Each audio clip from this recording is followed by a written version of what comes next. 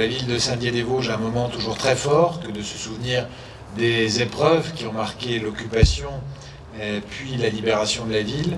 Et c'est aussi l'occasion ici en particulier à Foucharus de rendre hommage aux nombreux combattants américains qui ont donné leur vie pour que l'ADE Dassy retrouve sa liberté. Cette année, je souhaiterais rendre un hommage tout à fait particulier à un de ces combattants dont un fils nous a récemment rendu visite. Il s'agit de M. James B. Hurley. Il y a un an, son fils, qui ignorait où son père avait été enterré, nous a en effet rendu visite ici à Saint-Dié-des-Vosges. Nous l'avons reçu solennellement. Son père donc était né en 1919 et il a été tué le 6 novembre 1944 par une grenade dans la forêt déodacienne au-dessus de la Bolle. Il avait 25 ans et il était père de 2 enfants. Ce fils qui nous a rendu visite pour rendre hommage à son père nous rappelle que les combattants américains qui ont donné leur vie pour la liberté de la France et la liberté de l'ADE Dassy étaient souvent des hommes très jeunes qui ont laissé derrière eux de nombreux orphelins. Et s'ils ont donné leur vie, c'était au nom d'une certaine idée aussi de la solidarité internationale. Ce message et ce souvenir n'est pas inutile dans les temps troublés que nous vivons. Nomination de la ville de Saint-Dié-des-Vosges dans l'ordre de la Légion d'honneur. Saint-Dié, déjà meurtri au cours de la guerre 1914-1918,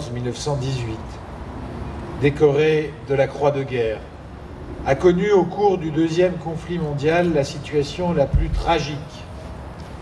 La ville a été systématiquement incendiée par l'ennemi, bombardée, son patrimoine artistique et historique anéanti par le feu et par la dynamite.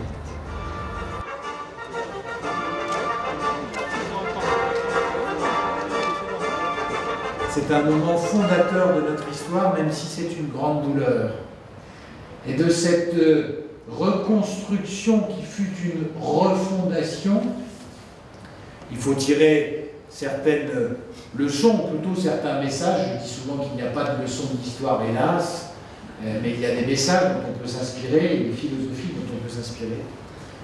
Et parmi celles-ci, la nécessité de ne jamais baisser les bras. Quand on est un élu, quand on est le successeur, après quelques intermédiaires de Jean Mansuy, on doit se souvenir que pour une ville, rien n'est jamais fini. Et que pour peu qu'il y ait des hommes et des femmes de bonne volonté, pour que le maire se considère réellement comme le défenseur de la cité, qu'il doit être, eh bien, l'histoire peut recommencer sur de nouvelles bases et avec de grandes espérances. C'est le message que moi je retire de cette épreuve, avec aussi cette idée qu'il faut être capable dans la vie, même si on peut souhaiter que l'état du monde ne nous oblige pas à en faire la preuve, il faut être capable dans la vie de donner de son temps, de son énergie et parfois de sa vie pour ceux qui en vaut la peine. Et donc, savoir faire la différence, c'est aussi un message très fort entre le quotidien et l'intéressant, pour prendre une expression de l'historien Jean-Pierre Vernant. Faire la différence entre le quotidien de nos tracas, de nos préoccupations, de nos acrimonies, et l'intéressant qui est ce à quoi nous sommes fondamentalement attachés.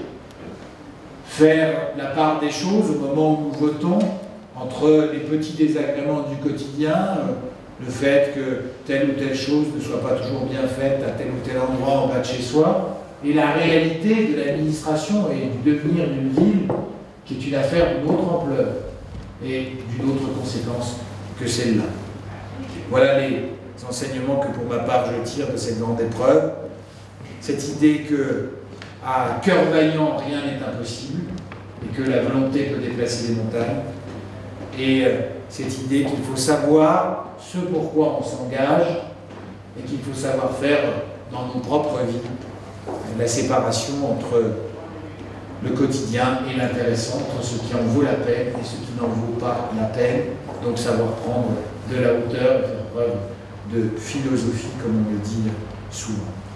Voilà, mes chers amis, mes chers concitoyens, ce que je voulais vous dire aujourd'hui.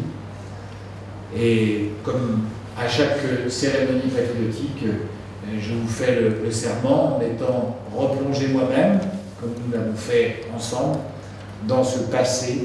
Je vous fais le serment d'en être revenu renforcé dans mon amour de cette ville et dans ma volonté de la servir à vos côtés, j'ai dit.